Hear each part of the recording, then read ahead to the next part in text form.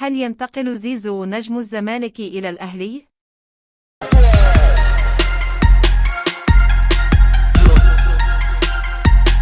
فتح مسؤول الأهلي السعودي خط مفاوضات مكثف مع النجم المصري أحمد سيد زيزو جناح الفريق الأول لكرة القدم بنادي الزمالك لضمه في الميركاتو الصيفي الحالي.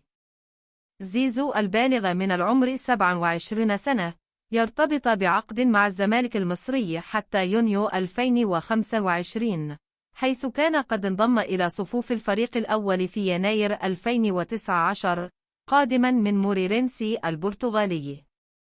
ووفقا لموقع كورة، قدم الأهلي وناديان من تركيا أحدهما بشكتاش عروضا رسمية إلى النجم المصري للتعاقد معه بداية من الموسم الرياضي القادم من 2023 إلى 2024.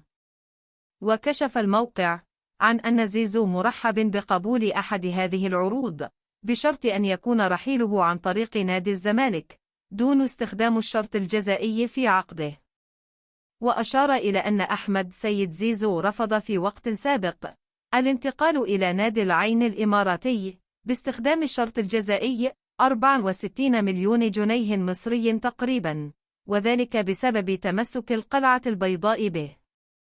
جدير بالذكر أن زيزو سجل 56 هدفا وصنع 52 آخرين خلال 191 مباراة رسمية مع نادي الزمالك في مختلف المسابقات المحلية والخارجية.